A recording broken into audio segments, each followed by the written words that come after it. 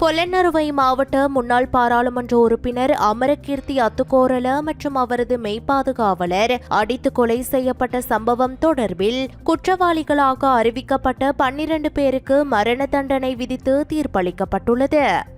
கம்பஹா மேல் நீதிமன்றத்தின் 3 அடங்கிய நீதிபதிகள் குழாம் இன்று இந்த தீர்ப்பை அறிவித்துள்ளது. கடந்த 2022ஆம் ஆண்டு மே மாதம் 9ஆம் திகதி நாட்டில் இடம்பெற்ற அமைதியின்மையின் போது அலரி மாளிகையில் நடைபெற்ற கூட்டத்தில் கலந்து கொண்டு பொலன்னறுவை நோக்கி திரும்பிக் கொண்டிருந்த போது நிட்டம்புவ நகரில் வைத்து இந்த தாக்குதல் மேற்கொள்ளப்பட்டது. இதன்போது முன்னாள் MP அமரகீர்த்தி அத்துக்கோரல மற்றும் போலீஸ் சார்ஜன் ஜயந்த குணவர்தன ஆகியோர் தாக்கப்பட்டு படுகொலை செய்யப்பட்டனர். இச்சம்பவம் தொடர்பான விசாரணைகளை குற்றப்புலனாய்வு திணைக்களத்தின் ஏற்பாட்டு குற்றங்கள் மற்றும் மனித படுகொலை விசாரணை பிரிவு முன்னெடுத்தது. சட்டமா அதிபரின் கோரிக்கைக்கு அமைய பிரதம நீதியரசரால் நியமிக்கப்பட்ட 3 அடங்கிய விசேட மேல் நீதிமன்ற அமர்வு முன்னிலையில் 2023ஆம் ஆண்டு முதல் இந்த வழக்கு விசாரணை நடைபெற்று வந்தது. 14 குற்றச்சாட்டுகளின் கீழ் 41 பிரதிவாதிகளுக்கு எதிராக சட்டமா அதிபர் வழக்கு தாக்கல் செய்திருந்தார். வழக்கு விசாரணையின் போது 13 மற்றும் 31ஆம் பிரதிவாதிகள் உயிரிழந்துள்ளனர். அதேவேளை 39 மற்றும் 40ஆம் பிரதிவாதிகள் நீதிமன்றத்தை தவிர்த்து தலைமறைவாகியுள்ள நிலையில் அவர்கள் இல்லாமலேயே விசாரணை முன்னெடுக்கப்பட்டது.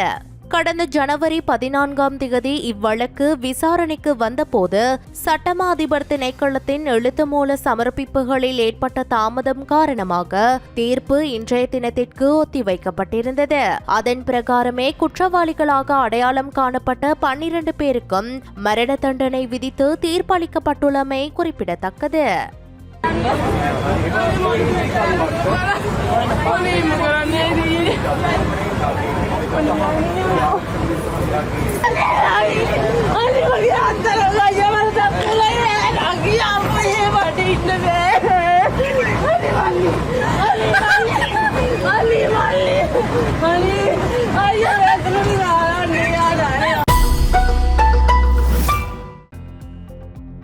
திருகோணமலை பகுதியில் புத்தர் சிலை வைக்கப்பட்டமை தொடர்பான சம்பவத்தின் அடிப்படையில் கைது செய்யப்பட்ட வணக்கத்திற்குரிய பலாங்கொட கசபதேரர் உள்ளிட்ட 4 பிக்குகள் மற்றும் மேலும் 5 சந்தேக நபர்களையும் பிணையில் செல்ல நீதிமன்றம் அனுமதி வழங்கியுள்ளது.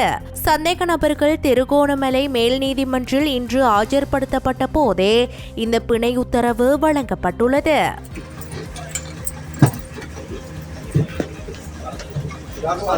साधारण बलापरुत्व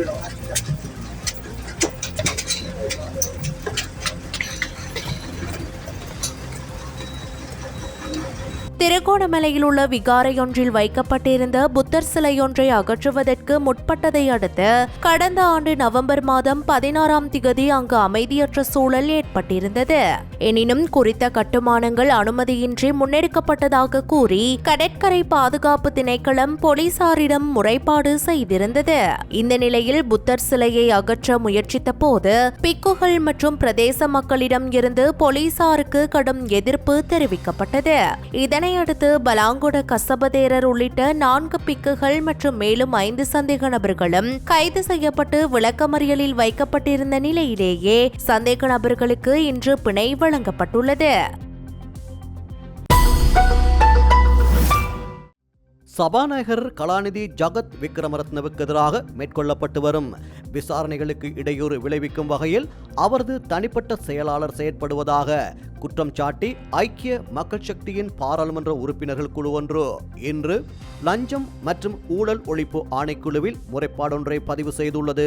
சபாநாயகருக்கு எதிராக ஏற்கனவே தாக்கல் செய்யப்பட்டுள்ள முறைப்பாடு தொடர்பான விடயங்கள் அடங்கிய அறிக்கையொன்றை சபாநாயகருக்கு சமர்ப்பிக்குமாறு பாராளுமன்ற பொதுச் செயலாளருக்கு சபாநாயகரின் தனிப்பட்ட செயலாளர் அறிவித்துள்ளமை விசாரணைகளுக்கு தடையாக இருப்பதாக அம்முறைப்பாட்டில் சுட்டிக்காட்டப்பட்டுள்ளது. முஜிபுர் ரஹ்மான், SM மரிக்கார் உள்ளிட்ட ஐக்கிய மக்கள் சக்தியின் முக்கிய உறுப்பினர்கள் பலரும் இந்த முறைப்பாட்டை கையளிக்கும் நிகழ்வில் கலந்து கொண்டனர். முன்னதாக பணி இடைநிறுத்தம் செய்யப்பட்டுள்ள சமிந்த குலரத்ன என்பவரால் கடந்த 2ஆம் திகதி சபாநாயகருக்கு எதிரான ஊழல் குற்றச்சாட்டுகள் முன்வைக்கப்பட்டு லஞ்ச ஊழல் ஆணைக்குழுவில் முறைப்பாடு செய்யப்பட்டிருந்தது. தமக்கு அனுமதிக்கப்பட்ட அளவை விட அதிகமான உத்தியோகபூர்வ வாகனங்களை பயன்படுத்தல், சட்டவிரோதமாக 2 எரிபொருள் கொடுப்பனவுகளை பெறுதல் மற்றும் 2 உத்தியோகபூர்வ வாசஸ்தலங்களை பயன்படுத்தல் போன்ற பல குற்றச்சாட்டுகள் அதில் முன்வைக்கப்பட்டிருந்தன. இந்நிலையில் குறித்த முறைப்பாடு தொடர்பில் தகவல்களை கோரி சபாநாயகரின் தனிப்பட்ட செயலாளர் பாராளுமன்ற செயலாளர் நாயகத்திற்கு அனுப்பிய கடிதம் குறித்து கடந்த பிப்ரவரி 5ஆம் திகதி பாராளுமன்ற உறுப்பினர் அர்சன ராஜகருணா பாராளுமன்றத்தில் வெளிப்படுத்தியிருந்தார். இதனை அடுத்து குறித்த கடிதம் மூலம் விசாரணைகளுக்கு அழுத்தம் கொடுக்கப்படுவதாக தெரிவித்து அர்சன ராஜகருணா தலைமையிலான ஐக்கிய மக்கள் சக்தி உறுப்பினர்கள் இன்று காலை லஞ்ச ஊழல் ஆணைக்குழுவில் முறைப்பாடு அளித்தனர்.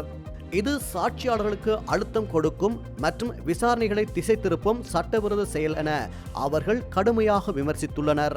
முறைப்பாட்டை சமர்ப்பித்த பின்னர் ஊடகங்களுக்கு கருத்து தெரிவித்த பாராளுமன்ற உறுப்பினர் அர்சன ராஜகருணா, லஞ்சம் மற்றும் ஊழல் ஒழிப்பு ஆணைக்குழுவின் சுயாதீனமான விசாரணைகளில் எவரும் தலையிட முடியாது என்றும், இத்தகைய சாட்சி மறைப்பு செயல்களை தடுத்து முறையான விசாரணையை ஆணைக்குழு முன்னெடுக்க வேண்டும் என்றும் வலியுறுத்தினார். මේ වෙලාවේ දැන් අපි ඉල්ලීමක් කරනවා අල්ලස් කොමිසමෙන් ස්වාධීන පරීක්ෂණයක් මේට විරුද්ධව ක්‍රියාත්මක කරන්න. මේ පරීක්ෂණය ස්වාධීනව කටයුතු කරෝතින් ඉතා පැහැදිලිවම මේ කතානායකවරයා සහ ඔහුගේ පෞද්ගලික ලේකම්වරයා මේ කටයුතු වලට බලපෑමක් සිදු කරලා තියෙනවා.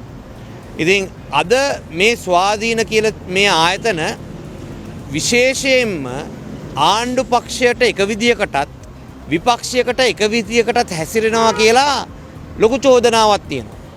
එතකොට දැන් මේ හොඳම අවස්ථාව මේ ස්වාධීන කොමිසම් වල ස්වාධීනත්වය ඒ ලිට්මස් පරීක්ෂාව තමයි අද තියෙන්නේ.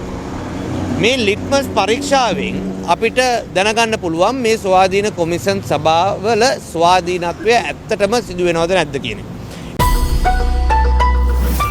கனடாவை தலைமையமாக கொண்டு இயங்கி வரும் உலக தமிழ் பண்பாட்டு இயக்கம் இலங்கையில் முதன்முறையாக மத நல்லிணக்கம் மற்றும் வெளிநாட்டு ராஜதந்திரிகளுடனான நல்லுறவு பேணி பாதுகாத்தல் போன்ற துறைகளுக்கான இணைப்பு செயலாளராக அகில இலங்கை கிறிஸ்தவ அபிவிருத்தி ஒன்றியத்தின் தலைவரும் சர்வதேச இசை கல்லூரிக்கான பயிற்சி நிலையத்தின் இலங்கைக்கான தூதுவருமான அருட்கலாநிதி எஸ். சந்துரு பெர்னாண்டோ நியமிக்கப்பட்டுள்ளார். உலக தமிழ் பண்பாட்டு இயக்கத்தின் சர்வதேச செயலாளர் நாயகம் துரை கணேசலிங்கம் மற்றும் இயக்கத்தின் தேசிய அமைப்பாளரும் தினகரன் பத்திரிகையின் பிரதம ஆசிரியருமான செந்தில் வேலவர் ஆகியோர் முன்னிலையில் கொழும்பு கிளை காரியாலயத்தில் குறித்த பதவி பிரமாண நிகழ்வு நடைபெற்றது.